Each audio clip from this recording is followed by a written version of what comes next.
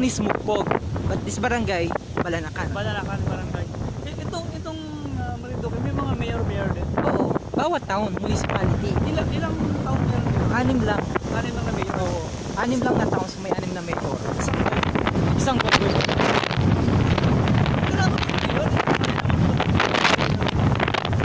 Alay tayo, so hindi ko pwede sabihin.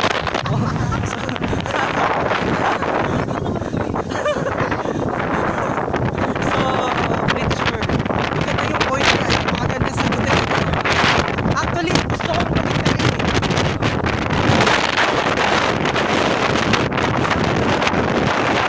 Sa probinsya na lamang siya. Nawala ng wala na yung pinakataas. Kasi parang mas functioning. Okay, that's it. Sorry sa ating mga kababayan na nanonood dito sa ating live streaming. Shout out kay Michael Potencial, numero 20 Ornedo. Diyan lamang po kayo dahil capture lang.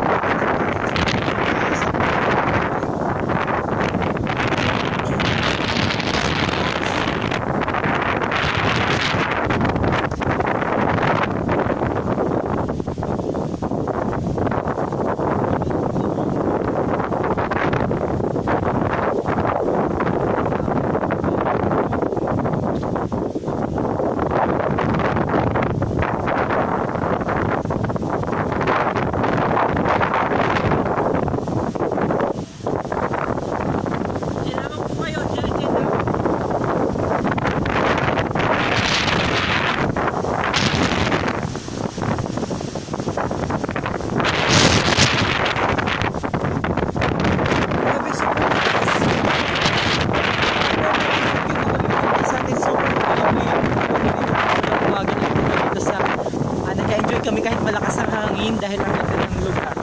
Hindi lamang din ako nakakita.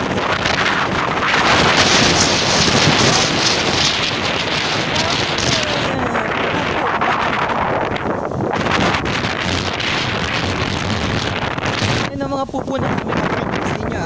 Sa mga nakain ha, sa mga nagkaumagahan, pasensya lang. Organic naman ito. Oh, puro pupo ng kambing. Matindi ari inaasikaso ng barangay. Ay ano baga, binigyan na nga ni ng siya inaasikaso. Walang of everyone, hindi lamang naasa sa gobyerno, pero dapat certain person na naka ano dito, naka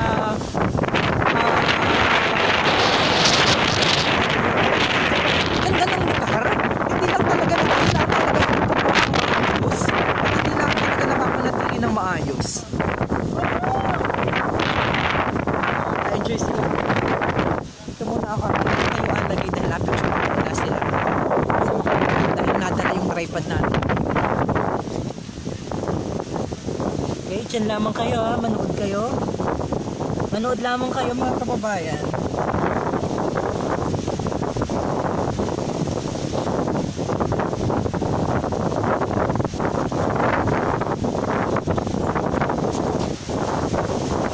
Lamang ko kayo at mag-picture lamang kami.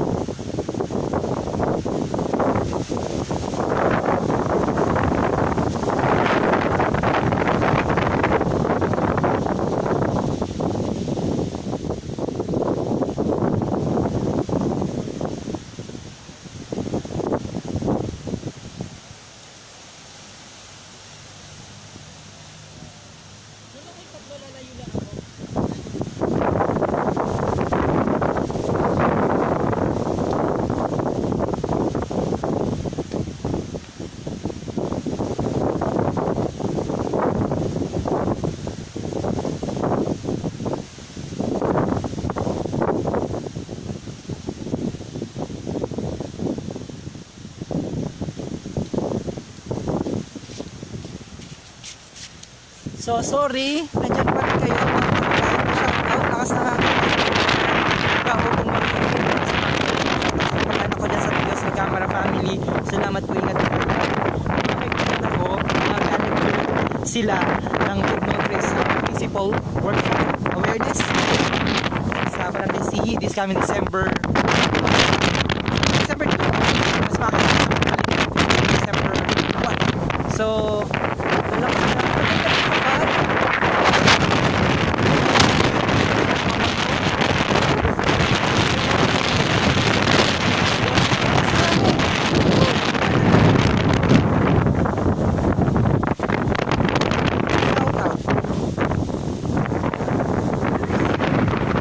There you go. Background po. Yan. Yan. There you go. So, paano? Kita niyo yung mga pupo ng kambing? Ito ang pupo ng kambing.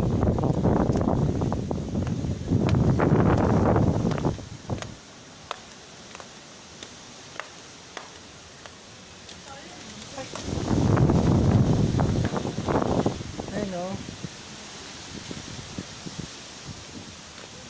May nadede pang kambing. Yan. Sino mga may-ari niyan? Dapat ipahulin. Calling the attention of Dr. Josue. Sakop mo ba ito? Veterinary. Ang daming kambing. Sila yung nagadumi. Pero pa-shoutout po sa mga may-ari ng kambing na yan. Mga perwisyo kayo. Eh talaga naman. Ang daming pupo. So, ang daming pupo. Let's go. Baba na kami. Oo. Okay lang naman daw nga kasi organic nga daw. So, but at the end of the day, kailangan ayusin. Isang diretso sa atin, isa ka na lang. Sayang, maganda eh. Ha? Dapat harang. Oo. So, yan yung mga kasama ko. May mga suggestions sila para... pero na ano yan eh. Na ganoon oh. Kaya nila yun? Oo. Na ganoon yan. Pero dapat talaga dapat hindi talaga ito pag anuhan. Dapat kung may mga may-ari nito, responsible sila na meron dapat silang sariling farm oo. Dapat hindi nila ipalagay dito. Yun ang pinaka root cause niyan. Yeah. Pinakawalan yung Oo. You don't need to put Sino kaya may-ari nito? Ang tanong. ng alin?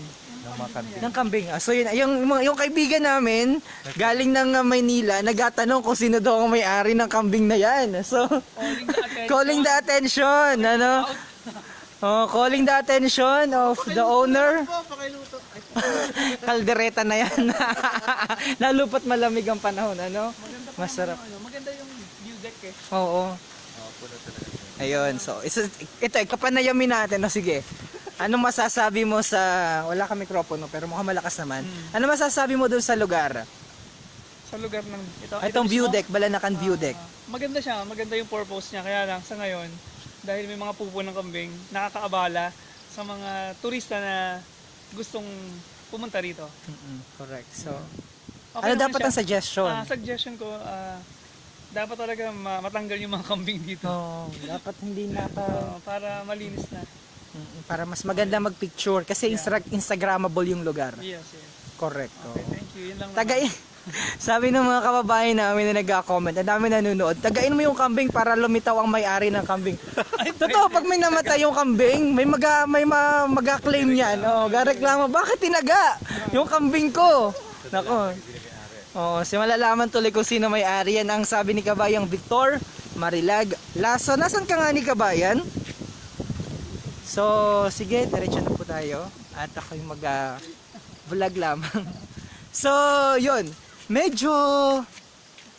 Actually, first time kong bumisita dito sa lugar. Nanggaling na kami sa... Parang kakainin ako ng langit. Teka daw nga ni. So, galing kami sa Luzon Datum. Pagkatapos dito kami dumiretso. At hindi ako nakakabisita dito sa Balanakan view deck dahil lagi itong nakasara dati. So, ngayon lang ako nagkaroon ng pagkakataon na makabisita dito.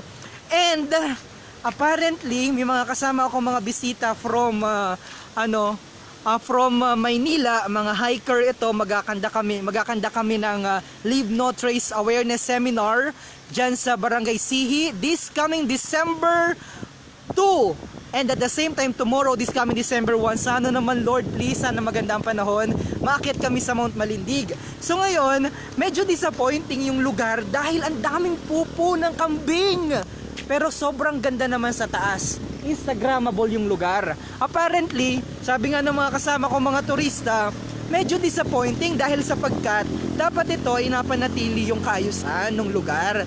Pero dapat, hindi ko rin alam parang at the end of the day, parang inaisip ko dahil ito ata ay under ng provincial government.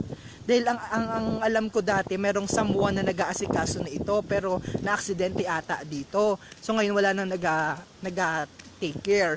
Ngayon, dapat continuous pa rin yung pag-alaga para naman hindi disappointing on the part of the tourist natin.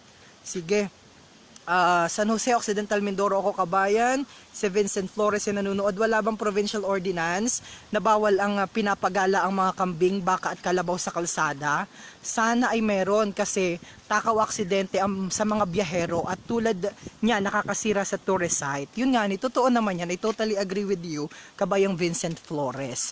Oo, dapat ay may barangay ordinance man lamang. O kaya dapat hindi talaga puntahan yung So itong entrance niyan. So dati yan nakasara pero ngayon good thing nakapasok kami at bukas. So ito yung pinakang entrance. Maganda. Maganda ang lugar. Sa Balanacan View Deck ito. Dire-diretso na kita. Ang ating paboritong moryo na may isang halamang buhay.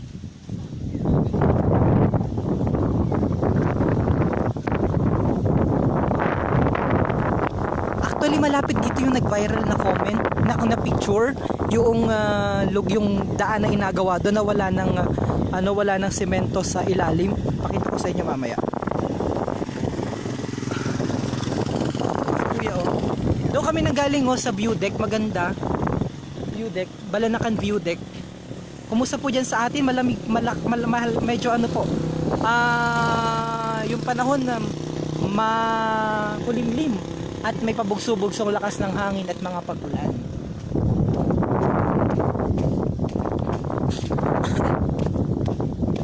So, diretso tayo. Okay. Wala bang meron? Wala man? Bawasan na. Okay, so kita nyo, Dream Favor Travel and Tours. Kung kayo po ay may mga kaibigan, kamag-anak na gustong bumisita sa Marinduque at nangangailangan ng isang travel agency, kontakin lamang po ang Dream Favor Travel and Tours sa kanilang website na www.dreamfavor.net o bumisita sa kanilang Facebook page, Dream Favor Travel and Tours, para mas maganda ang biyahe nyo sa buong Marinduque. Okay? So, akit kita. Tapos, may apakita ko sa inyo mamaya. Si Kuya... Oops!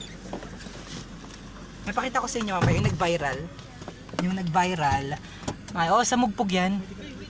Ay wait kuya, ito, di pa Ay! Sorry! Okay, so yan. So papakita ko sa inyo yung yung nag-viral ng isang linggo na picture na sa ilalim ay wala ng lupa. Yung inagawa dito na ongoing construction. Diyan lamang kayo. Ay, Ate Lorena, shoutout sa amin. Nandyan, ay Adrian and Romel, ang ating mga kasama sa Dream Favor Travel and Tours. Sila yung nag-a-assist ngayon dun sa event or na inagawa natin dyan sa Philip Sanctuary dyan naman sa Antipolo.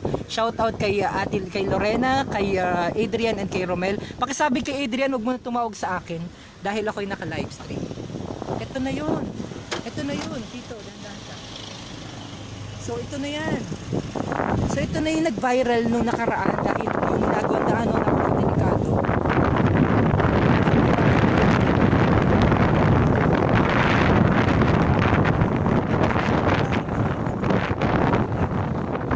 Wala nang ilalim yung, wala nang lupa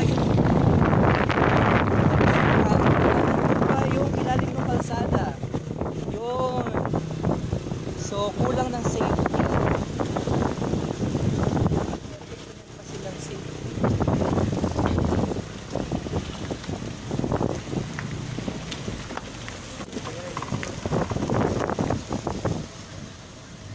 So,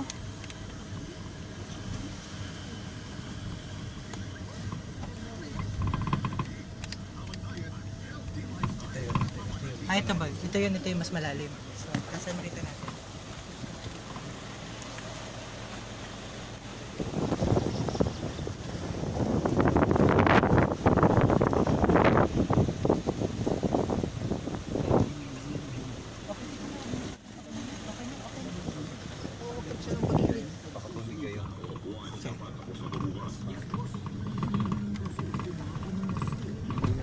Ingat ka daw kuya, sabi ni Ate Lorena.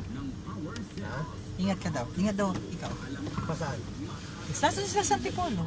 Magkasama nga yun. Oo, nandun sila. So ayan, so by the way, sakay kami ngayon ng Dream Favor Travel and Tours. Kasama ko ang founder ng Mr. LNT, Mr.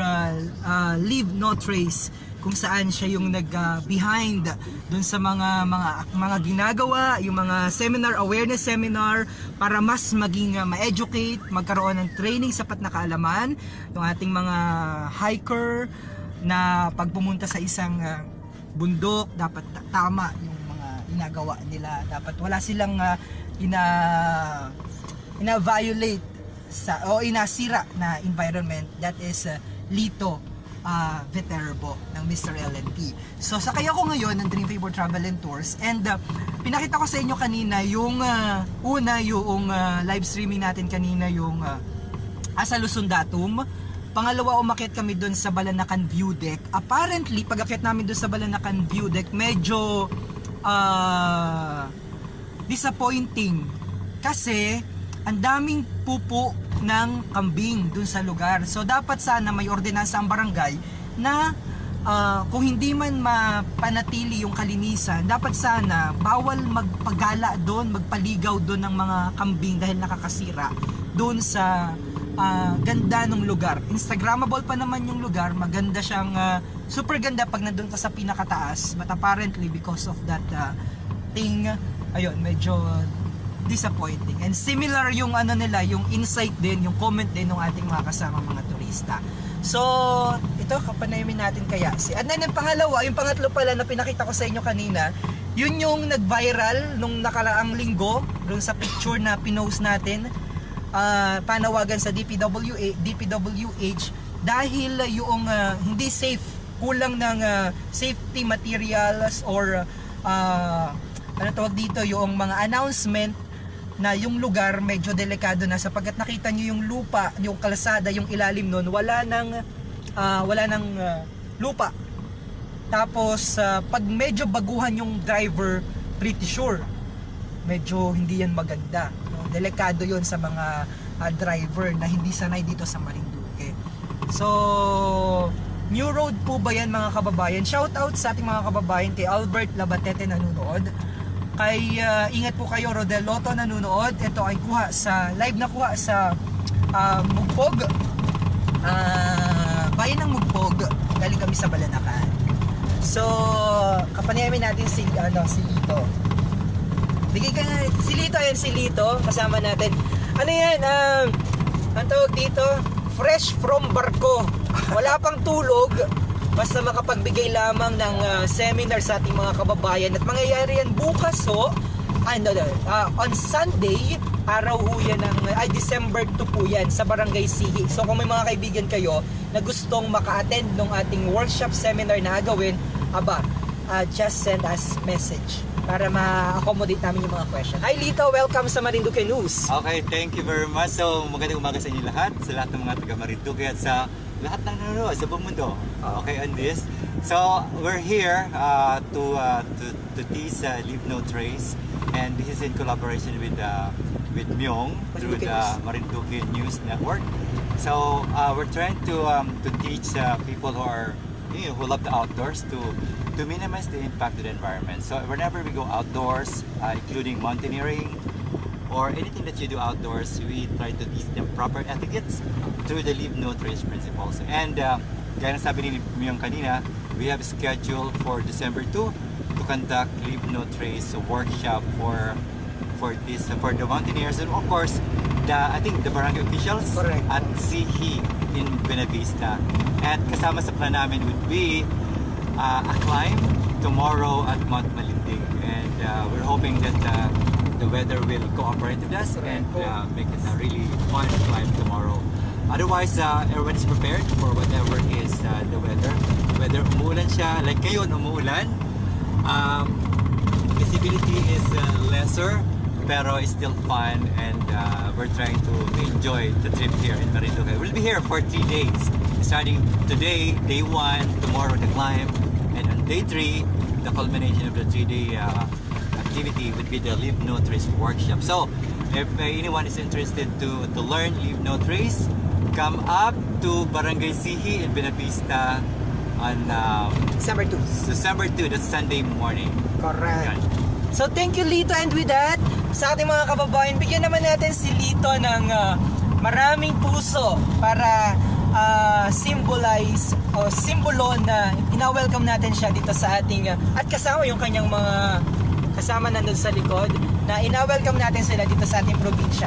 And sabi niya ni Kabayang Rowena sa Esota, inapanood po namin kayo ng asawa kong Hapon. Nakikita niya po ang daan at parang alam na niya ang pumunta dyan, kaya excited na po siyang umuwi. Malapit naman daw po ulit siyang makarating sa Marinduque. So, and by the way, kasama rin natin ating napakagwampong piloto, si Tito Don Lagran. Maraming salamat po sa medyo maulan, may pabugso-bugsong hangin at mga pagulan dito sa ating probinsya ngayon. Pero hindi yan dapat maging sagabal para sa aming agawing pag-akyat bukas sa Mount Malindig. At the same time, doon sa aming pinaka-importante o pinakamahalaga sa lahat ay yung ating LNT o Leave No Traces Awareness Seminar naman na paulit-ulit naming inasabi dito sa ating live streaming. Sabi ni ni Kabayan kanina, nanonood din, Sir, kapag naka-live po kayo ng programa nyo ay parang nasa Marinduque na rin po ako. Ang sarap pong panuorin ng inyong live streaming. Ito, sabi naman ni Ate Perilla Hila, kumusta po sa Perilla family sa Santa Cruz, Marinduque from San Pablo City, Laguna. Ingat po kayo dyan. God bless po. Okay. So, with that, para po sa mga balita na may kinalaman sa ating mahal na probinsya, ugaliin lamang na bumisita sa ating website, ang www.marinduquenews.com, at ilike po ang ating verified Facebook page, ang Marinduque News. At madami tayong mga usapin regarding sa politics. Diyan man nyo makikita yan. Latest updates sa local election 2019, mababasa nyo sa ating website, www.marinduquenews.com. And at the same time, pwede nyo akong i-follow sa aking social media account. Ang aking social media handler ay facebook.com/Romeo Matac Jr. At kung gusto nyo naman din na mabisita yung website o yung social media account ng Mr. LNT, go ahead, Lito.